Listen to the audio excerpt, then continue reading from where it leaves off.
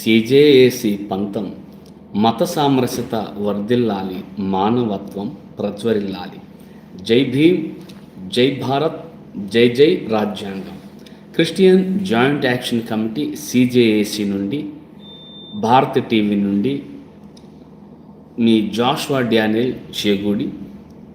విఘ్నులైన సహోదరి నా సహోదరులారా, ఈరోజు ఈ లైవ్ని చేయడానికి కారణం, ఉండి నియోజకవర్గంలో ఉండి గౌరవ శాసనసభ్యులు త్రిపుల్ ఆర్ గారు కేవలం క్రైస్తవులను టార్గెట్ చేసి, పాస్టర్లను టార్గెట్ చేసి, దళితులను టార్గెట్ చేసి తనకున్న రాజకీయ పలుకుబడిని దుర్వినియోగం చేస్తూ భయభ్రాంతులకు గురి చేసి తానేదో సాధించాను, సాధిస్తున్నాను, సాధించబోతున్నాననే మనుధర్మ శాస్త్రాన్ని మరలా బలవంతంగా రుద్దటానికి ట్రై చేస్తున్నారు.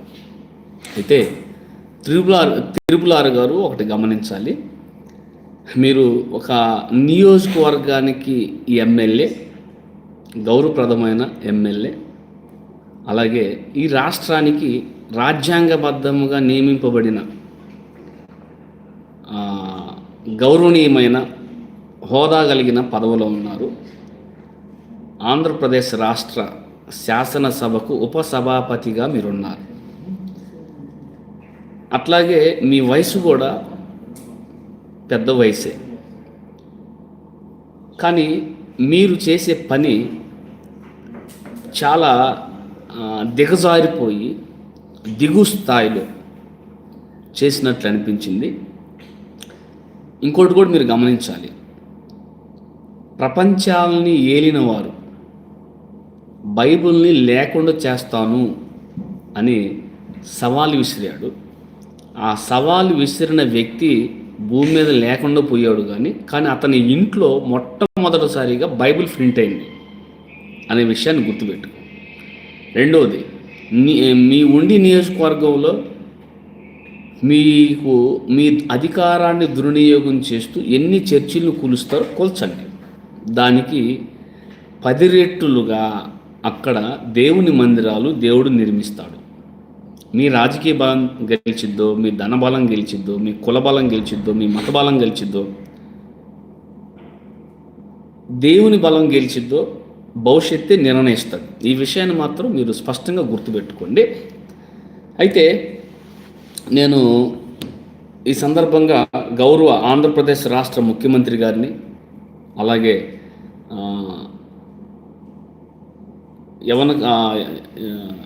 యవన దశలోనే రాజకీయాల్లోకి వచ్చి తనకు ఎన్నో ప్రతికూల పరిస్థితులు వచ్చినా, ఎన్నో అవమానాలు, నిందలు వచ్చి, ఎంతో ట్రోలింగ్ జరిగిన వాటినన్నిటిని తట్టుకొని ఎదిరించి నిలబడి 2 పర్యాయాలు మంత్రిగా ఉన్న మరి నారా లోకేష్ బాబు గారికి యావత్తు తెలుగు 2 రాష్ట్రాల్లోనూ, ప్రాముఖ్యంగా తెలుగు 2 ఆంధ్రప్రదేశ్ రాష్ట్రంలో ఉన్న ప్రజలందరి తరపున, సెక్యులర్ భావంతో ఉన్న వారందరి తరపున కూడా క్రిస్టియన్ జాయింట్ యాక్షన్ కమిటీ సిజేఏసీ నుండి మేము రిక్వెస్ట్ చేస్తున్నాం. మీరే ఈ విషయంలో చొరవ తీసుకొని ఒక పెద్దన్నలాగా ఈ రాష్ట్రానికి, ఒక చిన్నలాగా మీరు, పెద్దన్నలాగా చంద్రబాబు నాయుడు గారు ఒక అడుగు తీసుకొని, ఒక అడుగు వేసి ఈ విషయాన్ని సమస్యపోయే విధముగా మరొక మారు పునరావృతం కాకుండా చేయాలని కూడా మేము ప్రేమతో విజ్ఞప్తి చేస్తున్నాం. ఎందుకంటే మా మనోభావాలు తీవ్రంగా గాయపడుతున్నాయి. మా మనోభావాల మీద దాడి చేస్తున్నారు త్రిపుల్ ఆర్ గారు అనే విషయాన్ని.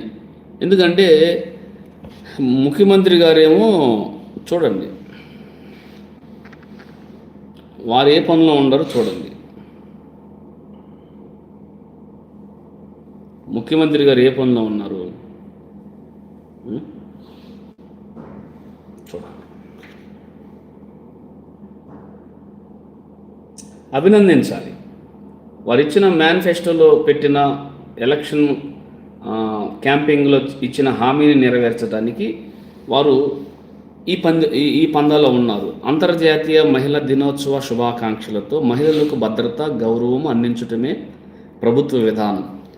మహిళా భద్రత కోసం ప్రత్యేకంగా శక్తి యాప్ అని, ప్రతి పోలీస్ స్టేషన్ పరిధిలో సురక్షా కమిటీల ఏర్పాట్లు, మహిళలను గౌరవించేలాగా సిలబస్లో మార్పులు చేయించిన విద్యాశాఖ మంత్రి అని వారు పెట్టడం జరిగింది. తర్వాత తల్లికి వందనం పథకాన్ని కూడా వారు అనౌన్స్ చేసి దానిని అందరికీ ఏమైతే చెప్పారో అది కూడా వాళ్ళు అనౌన్స్ చేశారు. అంటే దీన్ని బట్టి ఏమర్థమవుతుంది, ముఖ్యమంత్రి గారు అలాగే విద్యాశాఖ మాత్యులు గౌరవనీయులు వీరు ప్రజలకు వారిచ్చిన హామీలను నెరవేర్చడానికి విస్తృతంగా ప్రయాసపడుతున్నట్లు మనకి స్పష్టంగా అర్థమవుతుంది. అందులో కొంత సక్సెస్ అయ్యి ఇంకా మిగతాది కూడా నెరవేర్చడానికి ముందుకు వెళ్తున్నారు. ప్రజలకు చేరువవ్వాలి, ప్రజలు మన్ననలు పొందాలి, భవిష్యత్తులో ప్రజల ద్వారా మరలా మనం ఎన్నుకోబడాలి.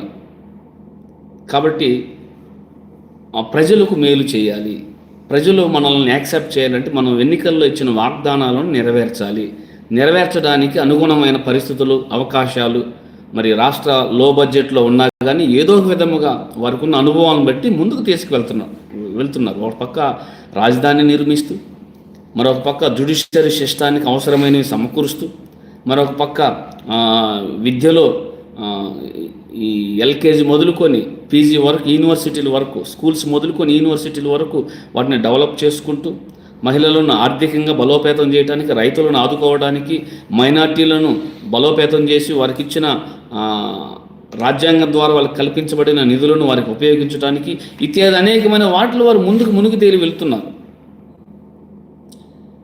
నేనైతే వాస్తవానికి అలా చేస్తారని ఊహించలా. నేను ఉన్న ఫ్యాక్ట్ చెప్తున్నాను. ముఖ్యమంత్రి గారు ఎట్లా చేస్తారు చేయరు అని మాత్రం నేను స్టార్టింగ్ నమ్మా. కానీ ఇప్పుడు వారు వెళ్తున్న తీరు చూస్తే చాప కింద నీరులాగా చెప్పకుండా చేస్తున్నారు. ఎందుకంటే నేను డైలీ అమరావతి చూస్తున్నప్పుడు కనపడుతున్న పరిస్థితి అది. అటు చూసి ఇటు చూసి పెద్ద పెద్ద బిల్డింగ్లు ఇస్తున్నాయి, రోడ్లు వేసేస్తున్నారు, ఒక డెవలప్ అయిపోతుంది అమరావతిలో. నేను ప్రత్యక్షంగా చూశాను. కానీ ఇక్కడ ఈయన ఏం చేస్తున్నాడో చూడండి. ఎవరు ఈ RRR గారు, వారు ఒక శాసనసభ్యులు అన్న సంగతిని మర్చిపోయి ఎంత దిగజారి చేస్తున్నారో మీరు ఒకసారి చూడండి.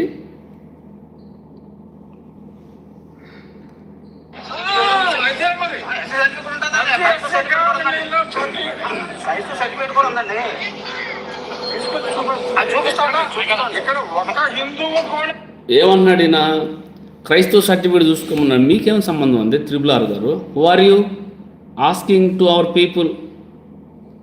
క్రైస్తవ సర్టిఫికేట్ మీరెవరు అడగటానికి? మీరు నియోజకవర్గానికి ఎమ్మెల్యే అయ్యారు కానీ, శాసనసభకు ఉపసభాపతి అయ్యారు కానీ, రాజ్యాంగం అనేది మీకు స్పష్టంగా అర్థం కాదు. గౌరవ న్యాయస్థానాల తీర్పులు మీకు అర్థం కాదు. మీరు నిజంగా చిత్తశుద్ధి ఉంటే రఘురామకృష్ణరాజు గారు బీజేపీ వాళ్ళకి చెప్పి ఇది హిందూ దేశంగా ప్రకటించండి, మీకు చిత్తశుద్ధి ఉంటే. ఎంతకాలం ఇంత మోసం, ఇంత దుర్మార్గం? మీకు నిజంగా హైందవుల మీద ప్రేమ ఉంటే మీరు ఈ భారతదేశాన్ని హిందూ దేశముగా మార్పించగలిగిన ఆ సత్తా, ఆ దమ్ము, ఆ నిజాయితీ బీజేపీకి ఉందా, కేంద్రంలో ఉందా? ఉంటే చేసి చూపించండి. అప్పుడు మమ్మల్ని అప్పుడు మీరు ప్రశ్నించండి. ఎవరు బాబు ఇది హిందూ దేశం రా బాబు, ఇదిగో అయింది, మీరెవరు, మీరు ఎట్లా ఉన్నారని చెప్పండి. పోనీ అది మీ జన్మలో కాదు, కేంద్రంలో ఉన్న బీజేపీ వల్ల కాదు. ఎందుకంటే ఆ ట్యాగ్ ఉన్నంత కాలమే వారి ఆటలు సాగుతాయి. నిజంగా హిందూ దేశంగా మారితే ఇంకెవరు పట్టించుకోరు. చేయమనండి. ఇప్పటికి 3వ టర్మ్ వెళ్తున్నారు కదా బీజేపీ వాళ్ళు, వాళ్ళ చేతిలో ఉంది కదా. వాళ్ళకి నిజంగా చిత్తశుద్ధి ఉంటే, హైందవ జాతి మీద ప్రేమ ఉంటే, ఈ దేశం మీద ప్రేమ ఉంటే చేయండి. హిందూ దేశం పేరు పెట్టండి అయ్యా. మేము కూడా యాక్సెప్ట్ చేస్తాం, ప్రభుత్వం తీసుకున్న నిర్ణయాన్ని యాక్సెప్ట్ చేస్తాం. చేయవలసింది చేయకుండా, చేసే సత్తా లేకుండా ప్రజలను మోసం చేయటానికి, మభ్యపెట్టడానికి వెనకెవరో 4-5 మతోన్మాదులు వేసుకుని వచ్చి హడావుడి చేస్తే గడగడలాడేది లేదు, వణికేది లేదు, భయపడేది లేదు. మీలాంటి వారిని మేము చట్టంతో ఎదుర్కొంటాం, ఐక్యతతో ఎదుర్కొంటాం. మా నిజమైన హైందవులను, ముస్లింలను కలుపుకొని మీ మీద మీలాంటి వారందరి మీద కూడా శాంతియుతంగా, రాజ్యాంగబద్ధంగా పోరాటం చేస్తాం. గుర్తుపెట్టుకోండి. ఒకటి, RRR గారిని నేను ముక్కుసూటిగా ప్రశ్నిస్తాను. మీకు నిజంగా హైందవుల మీద ప్రేమ ఉంటే, మీ ఉండి నియోజకవర్గంలో ఉన్న హైందవులందరికీ మీరు ఒక్కొక్క కుటుంబానికి 25 లక్షల రూపాయలు ఫిక్స్డ్ డిపాజిట్ చేయించండి, లేదా 25 లక్షల రూపాయలు ఇవ్వండి పేదవాళ్ళకి. నిజముగా మీకు హైందవుల మీద ప్రేమ ఉంటే మీ నియోజకవర్గంలో ఉన్న పేద విద్యార్థులను చదువుకోవడానికి, వారి చదువులను ఉచితంగా చెప్పించడానికి వారికి ప్రతి సంవత్సరం 1,00,000 రూపాయలు ఇవ్వండి. నిజముగా మీకు హైందవ కుటుంబాల మీద ప్రేమ ఉంటే ప్రతి హైందవ కుటుంబానికి 5 ఎకరాలు మెట్ట పొలం, లేదా మాగానైతే 3 ఎకరాలు ఇప్పించండి. మీకు నిజముగా హైందవ సమాజం మీద, కుటుంబాల మీద ప్రేమ ఉంటే ప్రతి హైందవ కుటుంబానికి ఒక 5 సెంట్లు స్థలాన్ని ఉచితంగా ఇప్పించండి. మీకు నిజముగా హైందవుల మీద ప్రేమ ఉంటే ప్రతి హైందవ కుటుంబానికి ఉచితంగా మీరు ఇల్లు నిర్మించి ఇవ్వండి. నిజముగా మీకు హైందవుల మీద ప్రేమ ఉంటే ప్రతి హైందవ కుటుంబంలో ఉన్న ఆడపిల్లలకు వివాహాలు చేయించడానికి అవసరమైన కట్న కానుకలు మీరు ఇవ్వండి.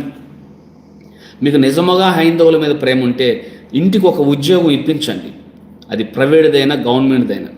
మీకు నిజముగా హైందవుల మీద ప్రేమ ఉంటే వాళ్ళ అప్పులు తీర్చండి. నిజముగా మీకు హైందవుల మీద ప్రేమ ఉంటే ఎంతోమంది చదువులకు డబ్బులు కట్టలేక మధ్యలోని చదువులు ఆపేశారు, వాళ్ళకి డబ్బులు ఇవ్వండి. నిజముగా మీకు హైందవుల మీద ప్రేమ ఉంటే వారు ఇతర దేశాలకు వెళ్ళటానికి, వీసాలు పెట్టుకోవడానికి అవసరమైన వివిధ టెక్నికల్ ఇష్యూస్ వల్ల మధ్యలో ఆగిపోయారు, వారికి ప్రోత్సాహాన్ని ఇవ్వండి. చేయగలుగుతారా? నేను బహిరంగంగా మిమ్మల్ని కోరుతున్నాను, మీకు ఈ విధముగా హైందవ జాతి మీద ప్రేమ ఉంటే మీరు చేసి చూపించండి. అప్పుడు మా ఏరియాలోనే కాదు, మీ ఏరియాలో నేను మా ఏరియాలో మీరు కట్టుకోండి. మా ఏరియాలోనే కాదు, మీ ఏరియాలో ఉండి మేము తీసేస్తాం, మా ఏరియాలో కూడా కట్టుకోపో. ముందు మీరు ఇది చేయకుండా హైందవ సమాజాన్ని దోచుకుంటూ వాళ్ళకి ఇష్టం లేకపోయినా మీరు ఆ హైందవ ట్యాగ్ పెట్టుకొని ఎమ్మెల్యే అని మర్చిపోయి, ఒక రాష్ట్రానికి ఉపశాసనసభ అధిపతి అని మర్చిపోయి, శాసనసభకు ఉపసభాపతి అనే సంగతి మర్చిపోయి, ఇదేమిటండి చిల్లరగా వీధుల్లోకి వచ్చి? ఇది నేను నిజమైన హైందవుల పక్షాన్ని అడుగుతున్నా. మొదట మీరు ఈ దేశాన్ని హిందూ దేశం చేయండి. ఎందుకు చేయలేదు? గతంలో బీజేపీ రెండు సార్లు ఈ దేశాన్ని ఏలింది. అప్పుడు ఎందుకని హిందూ దేశంగా మార్చలేకపోయారు? పోనీ ఇప్పుడు 2 సార్లు పూర్తిగా ఈ దేశాన్ని బీజేపీ ఏలింది, ఆర్ఎస్ఎస్ అనుకోండి అన్ని చేసింది కదా, మరి ఎందుకని హిందూ దేశం చేయలేకపోయారు? పోయినసారి సంపూర్ణ మెజారిటీ ఉంది కదా, ఎందుకని హిందూ దేశంగా మార్చలేకపోయారు? మరి ఇప్పుడు కూడా మీరు అధికారంలో ఉండారుగా, హిందూ దేశం చేయాలని పెట్టండి, నినాదం పెట్టే దమ్ముందా? ఆ కలేజా ఉందా? ఆ సత్తా ఉందా మీకు? అంటే మీకు హిందువుల మీద కానీ, హిందూ అనే పేరు మీద కానీ, వారి కుటుంబాల మీద కానీ ఏమాత్రము నిబద్ధత లేదు, ప్రేమ లేదు. ఇదంతా మీరు అనగా ఈ ఆర్ఎస్ఎస్, బీజేపీ, బజరంగ్ దళ్ ఇత్యాది అనేకమైన మత విద్వేషాలు రెచ్చగొట్టే సంస్థలు ఆర్థికంగా బలోపేతం అవడానికి, వ్యాపారాల్లో బలోపేతం అవడానికి, రాజకీయంగా బలోపేతం అవడానికి మీరు చేస్తున్న ఈ కుళ్ళు కుట్రలే. కానీ మీరు ఏ రోజు కూడా హిందూ సమాజాన్ని ఆదుకున్నది లేదు. పోనీ ఇప్పుడు బీజేపీ దేశాన్ని పరిపాలిస్తుంది కదా, ఎంతమంది ఉన్నారండి ఆ కేంద్ర మంత్రులుగా? నిజమైన హైందవులు ఎంతమంది ఉన్నారు? బీసీలు ఎంతమంది ఉన్నారు చెప్పండి. ఎస్సీ ఎస్టీల్లో కూడా హైందవులు ఉన్నారుగా, వాళ్ళు ఎంతమంది ఉన్నారు? ఇప్పటికీ మా రాష్ట్రం భిక్ష వల్లే దేశాన్ని పరిపాలిస్తున్నారు. దేవుడి కృపను బట్టి గౌరవ ముఖ్యమంత్రి వర్యులు నారా చంద్రబాబు నాయుడు గారు దయ వలన ఇప్పుడు బీజేపీ దేశాన్ని వెళ్తుంది. ఇప్పుడు ఇటు నుంచి గెలిచిన తర్వాత ఈ ఆంధ్రప్రదేశ్ రాష్ట్రానికి మీరు అవకాశాలు కల్పించారు. అంతకుముందు ఉన్నారా? ఒక ఓసీ మంత్రి ఉన్నారా? ఎవరున్నారు? బ్రాహ్మణ్స్ ఉన్నారు, క్షత్రియులు ఉన్నారు, వైశ్యులు ఉన్నారు. ఇదేగా బీజేపీ అంటే, కేంద్రంలో కేంద్ర మంత్రులు అంటే. చేతనైతే మీరు ఇలా చేయండి, హిందూ సర్టిఫికేట్లు చూపి. అసలు హిందూ దేశం కాదని హిందూ దేశంగా చేయలేదు, హిందూ దేశం కాదని మీరే చెప్తారు. హిందూ దేశం అంటే హిందూ పదం అంటే అర్థం లేదని మీరే చెప్తారు. హిందూ పదాన్ని తొలగించమని మీరే చెప్తారు. ఎట్లా మీరు చూపించేది? కడతారు మీరు. అంటే మీరు ఎంతకాలం, అంటే మీరు మీ మీ అధికారం, మీరు జీవితాంతం అధికారం పెట్టిన మమ్మల్ని ఒక తల వెంట్రుకలు ఒకటి కూడా పెకలించలేరు మీరు అనేది గుర్తుపెట్టుకోండి. మీరేం చేయలేరు మమ్మల్ని. మీరు భయపెట్టిస్తేనో, దాడులు చేయిస్తేనో, లేదంటే చంపిస్తేనో, లేదంటే చర్చిలు కూల్చేస్తేనో, బైబిల్స్ తగలబెట్టించి మమ్మల్ని అడ్డుకుంటేనే గడగడ వణికేది లేదు. మేము నమ్మింది సృష్టికర్తను, మేము నమ్మింది మానవ నిర్మాణకుడిని, మేము నమ్మింది పాప పరిహారకుడిని. లోకాన్ని, పాపాన్ని విడిచిపెట్టి దేవుని మార్గంలోకి వచ్చాం. మా మట్టుకైతే బ్రతుకుట క్రీస్తే, మా మట్టుకైతే చావు కూడా లాభమే మాకు. క్రీస్తులోనికి వచ్చామంటే చావుకు సిద్ధపడి వచ్చాం. అంతకుమించి ఏమీ చేయలేరు. అని ఎంతకాలం ఉంటావు? ఇదంతా చూస్తావు. మీరు భవిష్యత్తులోని బ్రతికి ఉండి చూడాలి. ఇవంతా మీకు, మీ కుటుంబానికి, మీ వంశానికి జరగబోయే పరిణామాలు మీరు చూస్తారు భవిష్యత్తులో. దేవుని చేతిలో పడ్డారు కాబట్టి. నేను చాలామందిని చూశాను. అవతల రాజుల కమ్యూనిటీలో నుండి వచ్చిన కృష్ణరాజు గారు, ఆయన ఒక మంత్రిగా చేశారు, ఎంపీగా చేశారు. ఎంత హోందాగా ఉన్నాడండి, ఎంతమందికి చేరువాడు ఆయన. అది రాజుల పేర్లకు తగిన హోదా. అది కృష్ణరాజు గారిలో చూడవచ్చు. మీరు రాజులనే పదానికి విలువ తీసేస్తున్నారండి, విలువ తీసేస్తున్నారు. మరి మీరు ఈ ఉద్యమాలు మీరు గత ప్రభుత్వంలో ఉన్నప్పుడు ఎందుకు చేయలేదు? అంటే మీకు అధికారం ఉంటేనే మీరు పురుషులను గుర్తొస్తారా? ఇది దుర్మార్గపు దుశ్చర్య. అంటే మీరు ప్రజలు రెచ్చగొడతారా? మీ నియోజకవర్గమే కాదు, మేము అందరూ రాష్ట్ర వ్యాప్తంగా ఏకం అవుతాం. ఎట్లా చట్టపరంగా ఎదుర్కొంటాం, ఎంతమందిని చంపుతావో, ఎంతమందిని కొట్టిస్తావో చూస్తాం. అది కూడా మేము చట్టపరిధిలో.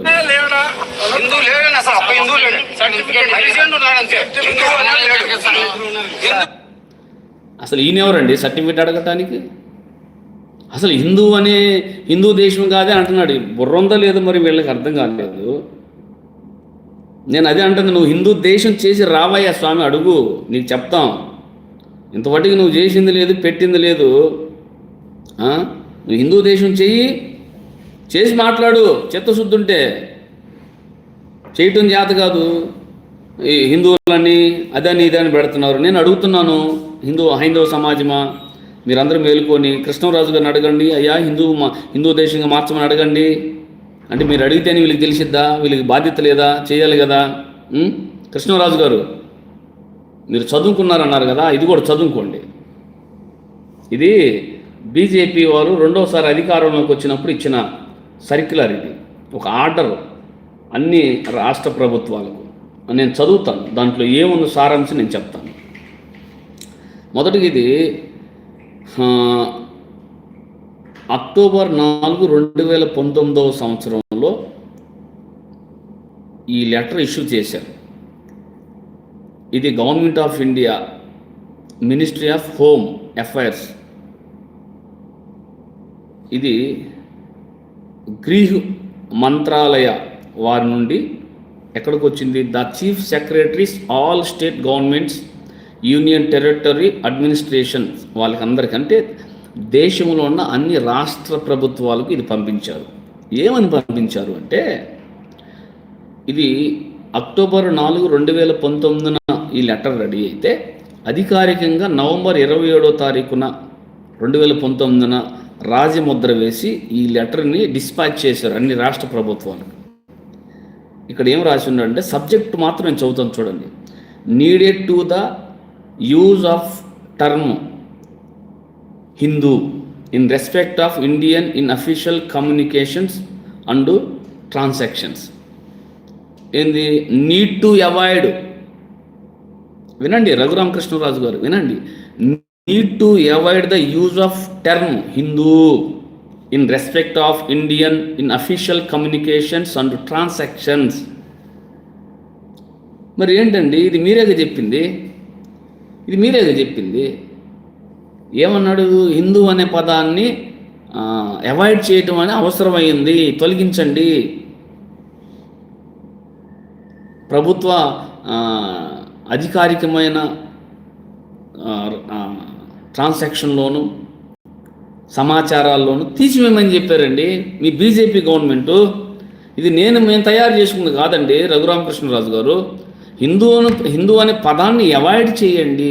ప్రభుత్వ అఫీషియల్ రికార్డ్స్లోను ప్రభుత్వ కమ్యూనికేషన్ చేసే విషయంలోను తొలగించండి, అవాయిడ్ చేయమన్నారు. మరి మీరు వచ్చి మేము హిందూ అని చూపించమంటారే? కొంచెం అన్న జ్ఞానం ఉందా మీకు? ఇది మీ బీజేపీ వారు రెండోసారి అధికారంలోనికి వచ్చినప్పుడు మొట్టమొదటి చేసిన పని ఇదండి. కానీ వీళ్ళేం దేనికోసం పోరాడుతున్నారు? ఇది హిందూ దేశం ఎప్పటికేం చేస్తారు. చెయ్యండి బాబు, మేము అంటుంది చెయ్యండి, హిందూ అనే దేశం చెయ్యండి. ఎందుకు చేయట్లేదు మీరు? చెయ్యండి, మేము మద్దతు ఇస్తాం. బీజేపీకి చిత్తశుద్ధి ఉంటే హిందూ దేశంగా మార్చండి. వీళ్ళు అన్నీ చెప్తారు. 2015 సంవత్సరంలో ఆర్టీ యాక్ట్ ద్వారా మధ్యప్రదేశ్కి చెందిన చంద్రశేఖర్ గౌర్ అనే వ్యక్తి హిందూ అనే పదానికి అర్థమైనా చెప్పమన్నాడు. చెప్పమంటే బీజేపీ వారు ఏమి ఇచ్చారు తెలుసా?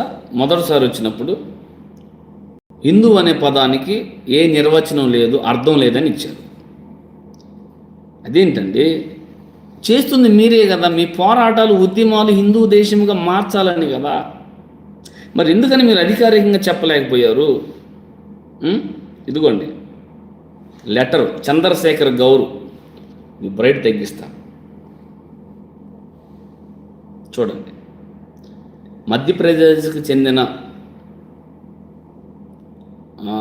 చంద్రశేఖర్ గౌర్ అనే వ్యక్తి రాశాడు. దీనికి రిప్లై ఇచ్చారు.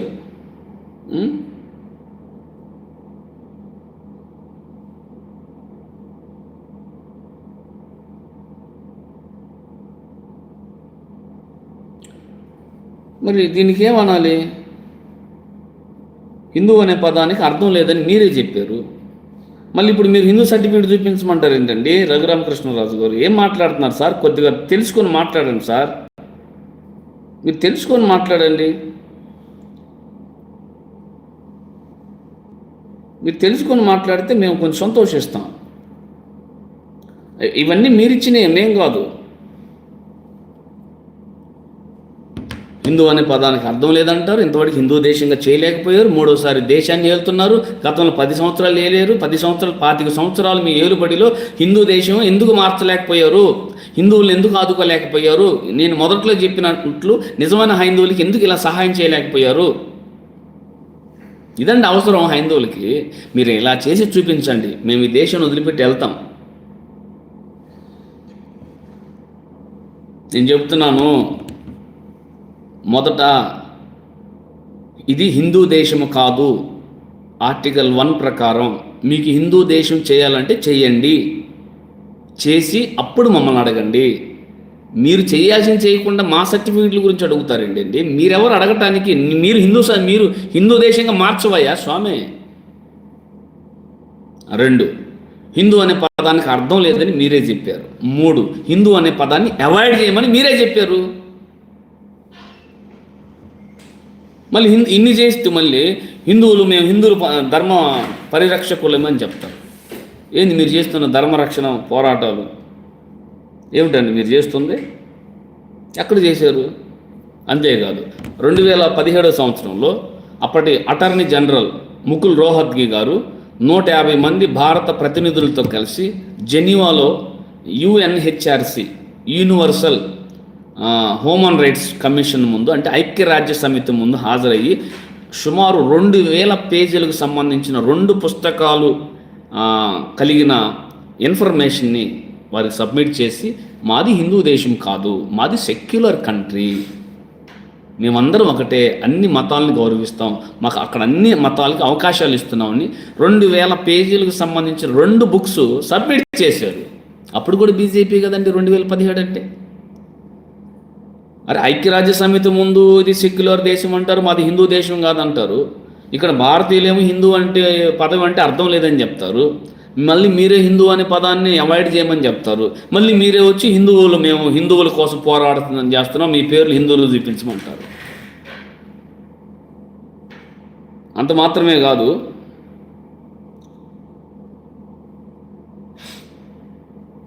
మీరు ఇలాంటి మీరు ఎన్ని చేసినా ఇంకా మేము మిమ్మల్ని ఎదుర్కొంటాం, తీవ్రంగానే చట్ట పరిధిలో ఎదుర్కొంటాం.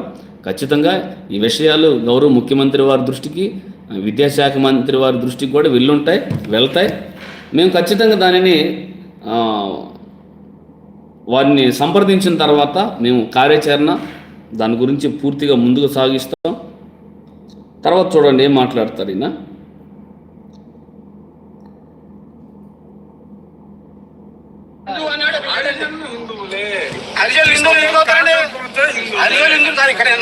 నంది పండుగ చేసేవాడు. ఇక్కడ నంది పండుగ చేసి వాళ్ళు మట్టి విగ్రహాలు చేసేవాడి. విగ్రహాలను గుడి కడతాం.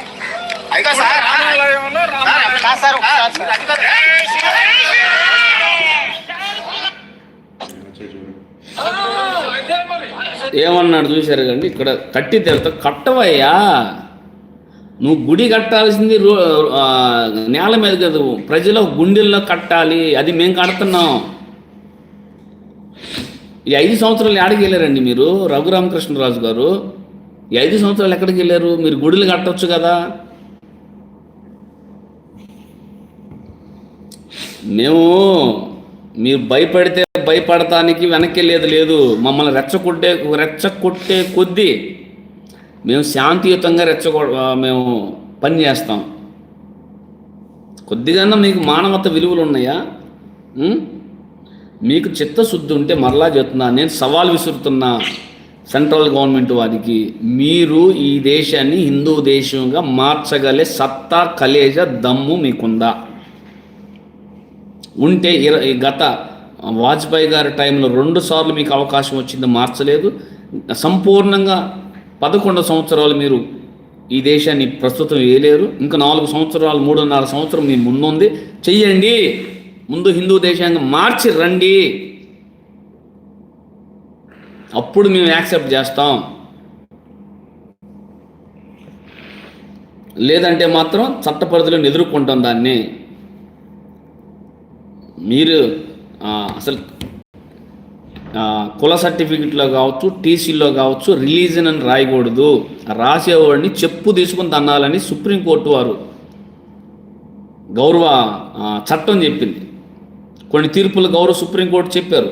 అంటే చెప్పు తీసుకుని కొట్టాలని కాదు, కానీ వాళ్ళు అలా మత పిచ్చోళ్ళకి అలాగే చేయాలి.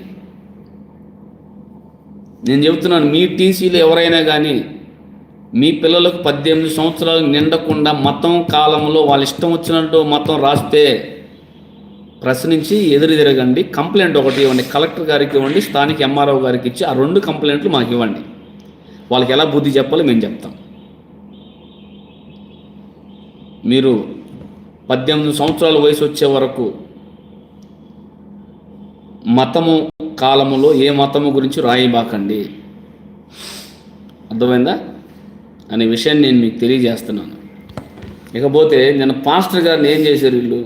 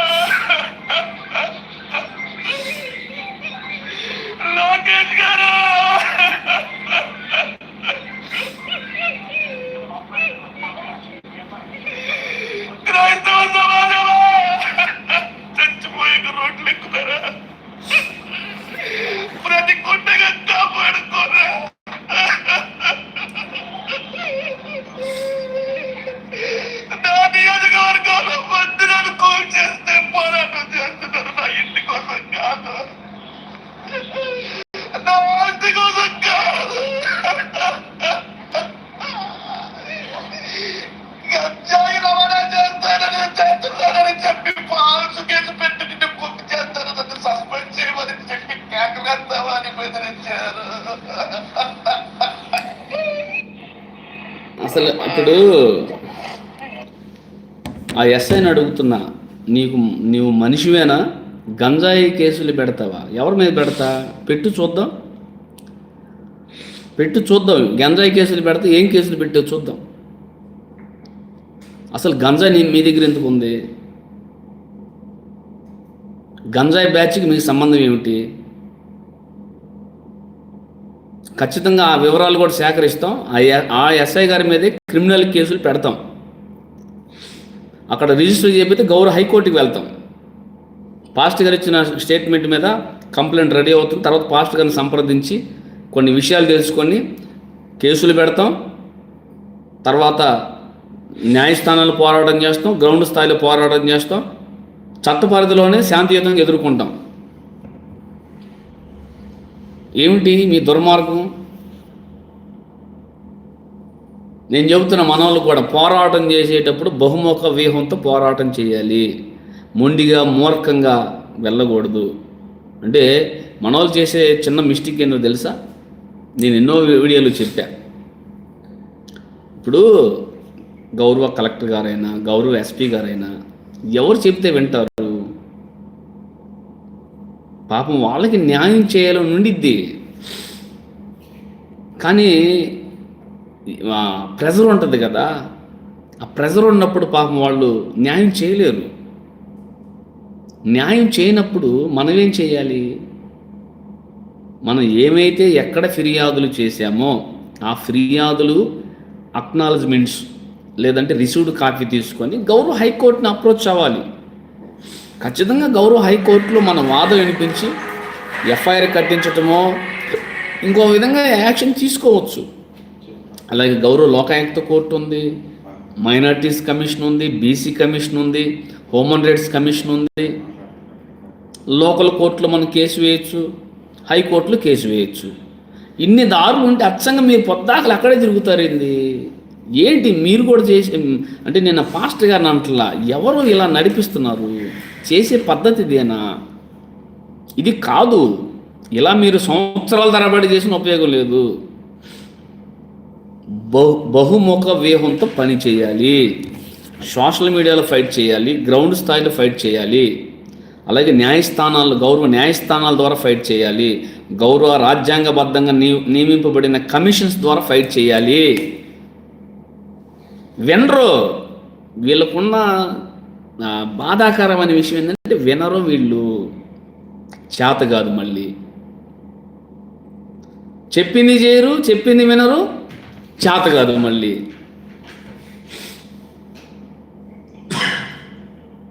ఇదిగో ఇప్పుడైనా మార్చండి, ఇప్పుడైనా పంధాన్ని మార్చండి. అది కాదు. మీరు పోలీసు వారైనా పాపం వాళ్ళకి ప్రెజర్ ఉంటుంది, కమిషనర్ అయినా ప్రెజర్ ఉంటుంది, పంచాయతీ సెక్రటరీ అయినా ప్రెజర్ ఉంటుంది, కలెక్టర్ వారికైనా ఎస్పీ గారికైనా ప్రెజర్ ఉంటుంది, సిఐ గారు డిఎస్పీ గారికైనా ప్రెజర్ ఉంటుంది. వారు మనకి న్యాయం చేయాలని ఉద్దేశం ఉంటే చేయలేరు. అంత నిస్సహాయ స్థితిలో ఉంటారు వాళ్ళు. ఎందుకంటే అంత ప్రెజర్ ఉంటుంది. కానీ ఈ ప్రెజర్ని అధిగమించాలంటే గౌరవ న్యాయస్థానాల్లో చట్టంతోనే బుద్ధి చెప్పాలి. ఇలాంటి నీచ నికృష్ట పనులు చేసే అధికారులకు అందరికి కాదండి. నేను చక్కగా మన సహోదరులు ఎవరు డిఎస్పీ గారికి ఫోన్ చేస్తే చక్కగా స్పందించారు. వారు హ్యాట్సాప్ సార్, మీరు చక్కగా స్పందించారు. కానీ ఆ కాళ్ళ ఎస్ఐని మాత్రం చట్టంతో ఎదుర్కొంటూ బుద్ధి చెబుతూ అతను డిస్మిస్ అవ్వాలి. అతని నేచర్ క్రిమినల్ నేచరు, ఒక గంజాయి బ్యాచ్తో సహవాసం ఉండే నేచర్ అది, ఒక చీటర్ నేచర్ అది, ఒక కిడ్నాపర్ నేచర్ అది. ఆ కాళ్ళ ఎస్ఐ ఎవరైతే పాస్టర్ గారు చెప్పినట్లు చేశారో వాళ్ళు ఒక కిడ్నాపర్ నేచరు, అలాగే ఒక గంజాయి బ్యాచ్ నేచరు, ఒక మర్డరిస్టుల నేచరు, ఒక క్రిమినల్ నేచర్. వారిని ఖచ్చితంగా సస్పెండ్ చేయాలండి. మేము సస్పెండ్గా డిస్మిస్ చేయాలి. త్వరలో కలుస్తాం. దీని మీద కార్యాచరణ చేసి న్యాయ వ్యవస్థ ద్వారా ఎటుకుడి పాస్టర్ గారు ఇచ్చిన సాక్ష్యం ఉంది. దీన్నే గౌరవ కోర్టులో, లోకల్ కోర్టు అయినా గౌరవ హైకోర్టు అయినా వెళ్తాం, తెలుసుకుంటాం. ఎంతమంది సపోర్ట్ చేస్తారో, మీ అధికారాన్ని దుర్వినియోగం చేస్తారు చేసిన ప్రతి అధికారి మీద చట్టంతోనే ఎదుర్కొంటాం. ఇప్పుడు దాకా నియోజకవర్గంలో నలిగింది సమస్య, నియోజకవర్గం దాటి బయటకు వచ్చింది. మీరు ఈ విధంగా పాస్టర్ గారిని కారులో బంధించి ఊపిరి ఆడకుండా గుండెల మీద మోగ చేయబెట్టి చంపడానికి హత్యా ప్రయత్నం చేశారు. కాబట్టి ఈ విధంగా పోరాడే వాళ్ళని చంపమని RRR గారు చెప్పారా? ఆయన కోసం చేస్తున్నారా? మేము చూస్తాం ఎంతమందిని చంపుతారో. ఎంతమంది మీద కేసులు పెట్టి ఎంతమంది మీద జైలుకి వెళ్ళి ఎన్ని చర్చిలు కూలుస్తారు, ఎన్ని బైబిల్స్ తగలబెడతారు, ఎంతమంది దళితులను చంపుతారో, ఎంతమందిని ఎదుర్కొంటారో వీ డోంట్ కేర్. చూస్తాం, చట్టంతో ఎదుర్కొంటాం, బుద్ధి చెబుతాం, తగిన మూల్యమే మీరు చట్టంతో చెల్లించుకుంటారు అనే విషయాన్ని నేను తెలియజేస్తూ ఈ విషయం మీద ప్రార్థన చేద్దాం, అందరం ముందుకు వెళ్దాం. దయతో ఇప్పుడైనా గౌరవ దైవజనులు చేసే పనిలో ఒక స్పష్టత, ఒక క్లారిటీ, ఒక వ్యూహం చెయ్యండి. నేను పట్టిన కుందేలుకి 3 కాళ్ళు కాదు, గొంతే కాదు, ఇది కూడా వాడాలి, ఇది కూడా ఉండాలి అనే విషయాన్ని మీకు తెలియజేస్తూ, వాళ్ళకైనా ఎవరైతే సోషల్ మీడియాలో లేదా వివిధ రంగాల్లో యాక్టివ్గా ఉండి ఉద్యమాలు చేస్తున్నారో వాళ్ళకి ఏది జరిగినా వీళ్ళే ప్రధాన కుట్రదారులు అనే విషయాన్ని స్పష్టం చేస్తూ ఈ నా మాటలు ముగిస్తున్నాను. అందరికీ వందనాలు, శుభాలు, దైవాశీస్సులు.